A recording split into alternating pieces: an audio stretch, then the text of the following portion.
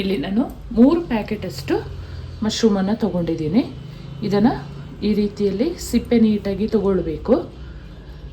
ಇಲ್ಲ ಹಾಗೆ ತೊಳೆದು ಮಾಡ್ಕೊಳ್ತೀನಿ ಅಂದ್ರೂ ಅದು ಕೂಡ ಚೆನ್ನಾಗಿರುತ್ತೆ. ಫೈನಲ್ ಆಗಿ ನಮ್ಮ ಪಾಲಕ್ ಮಶ್ರೂಮ್ ಗ್ರೇವಿ ಈ ರೀತಿಯಲ್ಲಿ ರೆಡಿಯಾಗಿದೆ. ನಮಸ್ತೆ ಎಲ್ಲರಿಗೂ, ಎಲ್ಲರನ್ನು ಸುಸಿಸ್ ಕಿಚನ್ಗೆ ಸ್ವಾಗತ ಮಾಡಿಕೊಂಡು ಇವತ್ತು ಅದ್ಭುತವಾದ ಅಡುಗೆ ಮಾಡ್ತಾ ಇದ್ದೀನಿ. ಬನ್ನಿ ಹೇಗೆ ಮಾಡೋದು ನೋಡೋಣ. ನಾನು ಮಾಡುವ ಅಡುಗೆಗಳು ನಿಮಗೆ ಇಷ್ಟ ಆಗ್ತಿದ್ರೆ ದಯಮಾಡಿ ಸಬ್ಸ್ಕ್ರೈಬ್ ಮಾಡಿಕೊಂಡು ನಿಮ್ಮ ಫ್ರೆಂಡ್ಸ್ ಅಂಡ್ ಫ್ಯಾಮಿಲಿಗೆ ಹೆಚ್ಚು ಶೇರ್ ಮಾಡೋದನ್ನ ಮರಿಬೇಡಿ. ಹಾಗೆ ಲೈಕ್ ಮಾಡಿಕೊಂಡು ವಿಡಿಯೋ ವಾಚ್ ಮಾಡಿ. ಪಾಲಕ್ ಮಶ್ರೂಮ್ ಮಾಡ್ಕೊಳ್ಳೋಕ್ಕೆ ಫಸ್ಟಿಗೆ ಒಂದು ಕಡಾಯಿಗೆ ಸ್ವಲ್ಪ ನೀರನ್ನು ಹಾಕಿ ಬಿಸಿ ಮಾಡ್ಕೊಳ್ಳೋಣ. ಈ ಥರ ಕ್ಲೀನ್ ಮಾಡಿದ ಪಾಲಕನ್ನು ತೊಗೊಂಡಿದ್ದೀನಿ ನಾನು. ನನಗೆ ಶಾಪಿಗೆ ಹೋದಾಗ ಅಷ್ಟು ಕ್ಲೀನಾದ ಪಾಲಕ್ ಸಿಗಲಿಲ್ಲ, ಹಾಗಾಗಿ ನಾನು ಆನ್ಲೈನಲ್ಲಿ ಬೈ ಮಾಡಿಕೊಂಡೆ. ಇದು ತುಂಬಾ ಕ್ಲೀನಾಗಿರುತ್ತೆ, ಒಂದೆರಡು ಸರಿ ವಾಶ್ ಮಾಡಿಕೊಂಡ್ರೆ ಸಾಕು.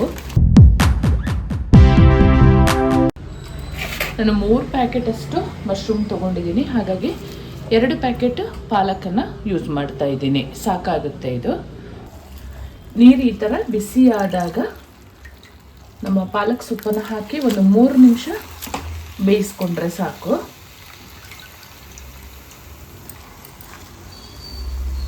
ಆಮೇಲೆ ತೆಗೆದು ತಣ್ಣಗಿರುವ ನೀರಿಗೆ ಹಾಕೊಂಡ್ರೆ ಕಲರ್ ಏನು ಚೇಂಜ್ ಆಗಲ್ಲ, ಹಾಗೇನೆ ಗ್ರೀನ್ ಕಲರ್ ಆಗಿರುತ್ತೆ. ಪಾಲಕ್ ನೋಡಿ 3 ನಿಮಿಷ ಬೆಂದಿದೆ. ಸ್ಟವ್ ಆಫ್ ಮಾಡಿಕೊಂಡು ತಣ್ಣಗಿರುವ ನೀರಿಗೆ ಸೇರಿಸ್ಕೊಳ್ಳೋಣ. ಒಂದು ಪಾತ್ರೆಯಲ್ಲಿ ತಣ್ಣಗಿರುವ ನೀರು ಇಟ್ಕೊಂಡಿದ್ದೀನಿ. ಇದಕ್ಕೆ ಬೇಯಿಸಿದ ಪಾಲಕನ್ನು ಸೇರಿಸ್ಕೊಂಡ್ರೆ ಕಲರ್ ಚೇಂಜ್ ಆಗಲ್ಲ, ಗ್ರೀನ್ ಕಲರ್ ಹಾಗೇ ಇರುತ್ತೆ. ಆಮೇಲೆ ನೈಸಾಗಿ ರುಬ್ಕೊಳ್ಳುವಂಥದ್ದು.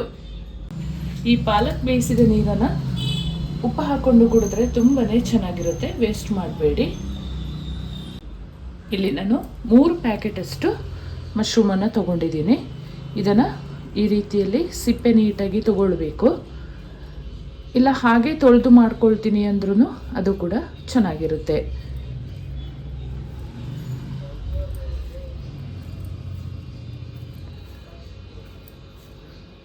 ಮಶ್ರೂಮನ್ನು ನೀರಿಗೆ ಹಾಕಿ ಎಲ್ಲ ಜಾಸ್ತಿ ಹೊತ್ತು ಇಟ್ಕೊಳ್ಬಾರ್ದು.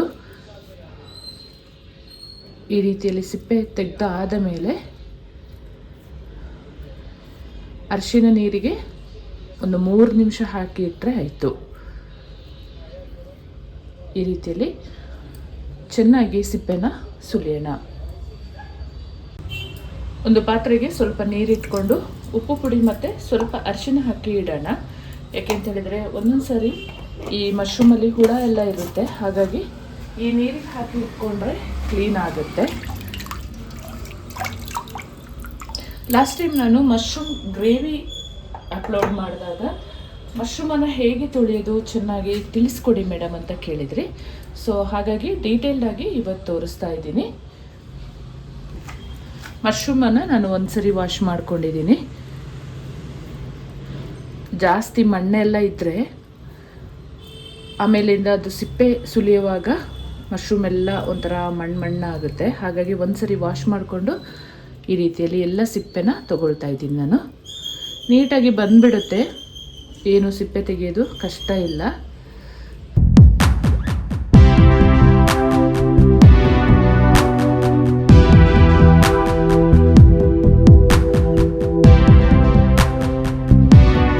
ನೋಡಿ, ಮಶ್ರೂಮ್ ಸಿಪ್ಪೆ ಈ ರೀತಿಯಲ್ಲಿ ಇರುತ್ತೆ ನೋಡಿ. ಈ ಥರ 2 ಪೀಸ್ ಮಾಡಿಕೊಂಡ್ರೆ ಸಾಕು. ದೊಡ್ಡದಾದರೆ ಮಾತ್ರ ಒಂದು 3 ಮಾಡ್ಕೊಳ್ಳಿ. ಎಲ್ಲವನ್ನು ಹೀಗೆ ಕಟ್ ಮಾಡ್ಕೊಳ್ಳೋಣ. ಎಲ್ಲ ಮಶ್ರೂಮನ್ನು ಈ ರೀತಿಯಲ್ಲಿ ಕಟ್ ಮಾಡಿದಾಗಿದೆ.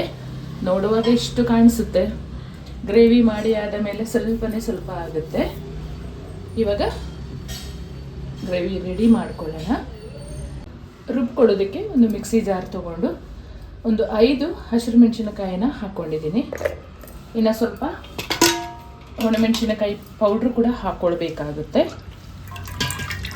ನೀರಲ್ಲಿ ಹಾಕಿ ಇಟ್ಟಿದ್ವಲ್ಲ ಪಾಲಕ್, ಅದನ್ನು ಕೂಡ ಸೇರಿಸ್ಕೊಳ್ತಾ ಇದ್ದೀನಿ. ಹಾಗೆ ಒಂದು ಕೈ ಮುಷ್ಟಿಯಷ್ಟು ಕೊತ್ತಂಬರಿ ಸೊಪ್ಪನ್ನು ಸೇರಿಸ್ಕೊಂಡು ರುಬ್ಕೊಳ್ಳೋಣ. ಒಂದು 10 ಗೋಡಂಬಿಯನ್ನು ಸೇರಿಸ್ಕೊಳ್ತಾ ಇದ್ದೀನಿ. ಫ್ರೆಶ್ ಕ್ರೀಮ್ ಅಂತ ಸೇರಿಸ್ಕೊಳ್ಳಲ್ಲ, ಹಾಗಾಗಿ ಗೋಡಂಬಿ ತಗೊಂಡ್ರೆ ಟೇಸ್ಟ್ ತುಂಬಾ ಚೆನ್ನಾಗಿರುತ್ತೆ. ಈ ಹದದಲ್ಲಿ ನೈಸಾಗಿ ರುಬ್ಕೊಂಡಿರಬೇಕು. ಇವಾಗ ಗ್ರೇವಿ ರೆಡಿ ಮಾಡ್ಕೊಳ್ಳೋಣ. ಮಣ್ಣಿನ ಪಾತ್ರೆನ ಒಲೆ ಮೇಲೆ ಇಟ್ಕೊಂಡು 2 ಚಮಚದಷ್ಟು ಎಣ್ಣೆ ಹಾಕ್ಕೊಳ್ತಾ ಇದ್ದೀನಿ. ಬೆಣ್ಣೆ ಆದರೂ ಹಾಕ್ಕೊಳ್ಬೋದು, ಅದು ಕೂಡ ತುಂಬ ರುಚಿಯಾಗಿರುತ್ತೆ. ಎಣ್ಣೆ ಬಿಸಿಯಾಗಿದೆ. 1 ಚಮಚದಷ್ಟು ಸಾಸಿವೆ ಸೇರಿಸ್ಕೊಳ್ಳೋಣ. ಸಾಸಿವೆ ಚಟಪಟ ಅನ್ನುವಾಗ 1/4 ಚಮಚದಷ್ಟು ಸೋಂಪು ಕಾಳನ್ನು ಸೇರಿಸ್ಕೊಳ್ಳೋಣ. ಹಾಗೆ 2 ಈರುಳ್ಳಿನ ಸಣ್ಣದಾಗಿ ಕಟ್ ಮಾಡ್ಕೊಂಡಿದ್ದೀನಿ, ಅದನ್ನು ಸೇರಿಸ್ಕೊಳ್ಳೋಣ. ಚೆಂದ ಹುರ್ಕೊಳ್ಬೇಕು. ಈರುಳ್ಳಿನ ಬ್ರೌನ್ ಕಲರ್ ಬರುವ ಹಾಗೆ. ಬೆಳ್ಳುಳ್ಳಿನ ಕೂಡ ಸಣ್ಣದಾಗಿ ಕಟ್ ಮಾಡಿ ಹಾಕಿದರೂ ಕೂಡ ಚೆನ್ನಾಗಾಗುತ್ತೆ. ನಾನು ಬೆಳ್ಳುಳ್ಳಿ ಮತ್ತು ಶುಂಠಿ ಪೇಸ್ಟನ್ನು ಸೇರಿಸ್ಕೊಳ್ತೀನಿ. ಈರುಳ್ಳಿ ಎಲ್ಲ ಚೆನ್ನಾಗಿ ಈ ಹದದಲ್ಲಿ ಫ್ರೈ ಆಗುವಾಗ 1 ಚಮಚದಷ್ಟು ಶುಂಠಿ ಬೆಳ್ಳುಳ್ಳಿ ಪೇಸ್ಟನ್ನು ಸೇರಿಸ್ಕೊಂಡು ಹಸಿ ವಾಸನೆ ಹೋಗೋರಿಗೆ ಫ್ರೈ ಮಾಡ್ಕೊಳ್ಳೋಣ.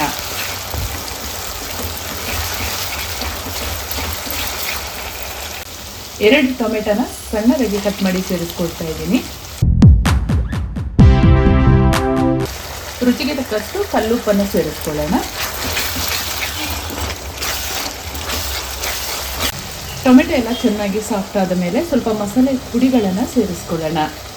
ಇಲ್ಲಿ 1/4 ಚಮಚದಷ್ಟು ಪೆಪ್ಪರ್ ಕಾಳು ಪೌಡರ್, 1 ಚಮಚ ರೆಡ್ ಚಿಲ್ಲಿ ಪೌಡರ್, 1 ಚಮಚದಷ್ಟು ಹುರಿದ ಜೀರಿಗೆ ಪೌಡರನ್ನು ಸೇರಿಸ್ಕೊಳ್ತಾ ಇದ್ದೀನಿ. 1 ಚಮಚದಷ್ಟು ಧನಿಯಾ ಪೌಡರ್, 1 ಚಮಚದಷ್ಟು ಹಳದಿ ಪೌಡರ್, ಗರಂ ಮಸಾಲ ಪೌಡರ್ 1/2 ಚಮಚದಷ್ಟು ಸೇರಿಸ್ಕೊಂಡು ಚೆನ್ನಾಗಿ ಫ್ರೈ ಮಾಡ್ಕೊಳ್ಳೋಣ.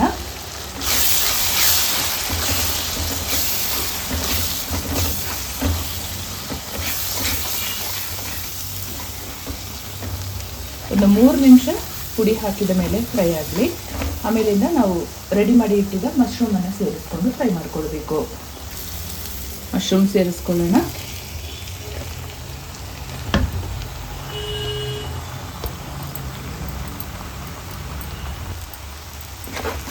ಅಣಬೆ ಸೇರಿಸ್ಕೊಂಡ ಮೇಲೆ ಉರಿ ಸ್ವಲ್ಪ ಕಡಿಮೆ ಮಾಡಿಕೊಳ್ಬೇಕು.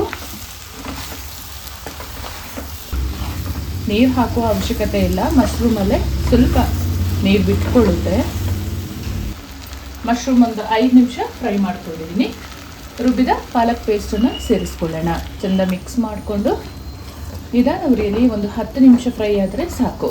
ಸ್ವಲ್ಪ ಜಾರು ತೊಳೆದ ನೀರನ್ನು ಹಾಕೊಳ್ಳೋಣ. ಒಂದು ಅರ್ಧ ಗ್ಲಾಸಷ್ಟು ಸಾಕು. ಉರಿ ಕಡಿಮೆ ಮಾಡಿಕೊಳ್ಬೇಕು. ಮಸಾಲೆ ಎಲ್ಲ ಹಾಕಿದ ಮೇಲೆ ಈ ಮಣ್ಣಿನ ಪಾತ್ರೆ ಬೇಗ ತಳ ಹತ್ತುವ ಚಾನ್ಸಸ್ ಇರುತ್ತೆ. ಉಪ್ಪು ಏನಾದರೂ ಬೇಕಿದ್ರೆ ಇವಾಗಲೇ ಹಾಕ್ಕೊಳ್ಳಿ.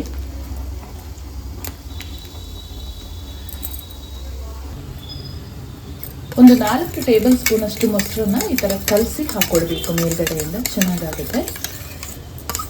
ಫ್ರೆಶ್ ಕ್ರೀಮ್ ಇದ್ದರೆ ಅದು ಕೂಡ ಅದ್ಭುತವಾಗುತ್ತೆ.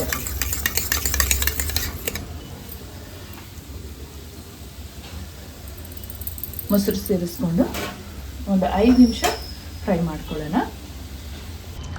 ಫೈನಲ್ ಆಗಿ ನಮ್ಮ ಪಾಲಕ್ ಮಶ್ರೂಮ್ ಗ್ರೇವಿ ಈ ರೀತಿಯಲ್ಲಿ ರೆಡಿಯಾಗಿದೆ. ತಣ್ಣಗಾದ್ಮೇಲೆ ಸ್ವಲ್ಪ ಗಟ್ಟಿ ಆಗುತ್ತೆ ಗೋಡಂಬಿ ಎಲ್ಲ ಹಾಕಿರೋದ್ರಿಂದ. ನೀವು ಒಮ್ಮೆ ಇದೇ ರೀತಿಯಲ್ಲಿ ಟ್ರೈ ಮಾಡಿ. ತುಂಬನೇ ರುಚಿಯಾಗಿರುತ್ತೆ. ಪಾಲಕ್ ಸೊಪ್ಪು ಎಷ್ಟು ತಿಂದರೂ ಕೂಡ ತುಂಬನೇ ಒಳ್ಳೆಯದು. ಹಾಗೆ ನಾನು ಮಾಡುವ ಅಡುಗೆಗಳು ನಿಮಗೆ ಇಷ್ಟ ಆಗ್ತಿದ್ರೆ ದಯಮಾಡಿ ಸಬ್ಸ್ಕ್ರೈಬ್ ಮಾಡಿಕೊಂಡು ನಿಮ್ಮ ಫ್ರೆಂಡ್ಸ್ ಆ್ಯಂಡ್ ಫ್ಯಾಮಿಲಿಗೆ ಹೆಚ್ಚು ಶೇರ್ ಮಾಡೋದನ್ನು ಮರಿಬೇಡಿ. ಹಾಗೆ ಲೈಕ್ ಮಾಡಿಕೊಂಡು ವಿಡಿಯೋ ವಾಚ್ ಮಾಡಿ. ಮುಂದೆ ಅದ್ಭುತವಾದ ಹೊಸ ರೀತಿಯ ಅಡುಗೆಯೊಂದಿಗೆ ನಿಮ್ಮನ್ನು ಭೇಟಿ ಮಾಡ್ತೀನಿ. ಅಲ್ಲಿವರೆಗೂ ತುಂಬ ಹೃದಯದ ಧನ್ಯವಾದಗಳು.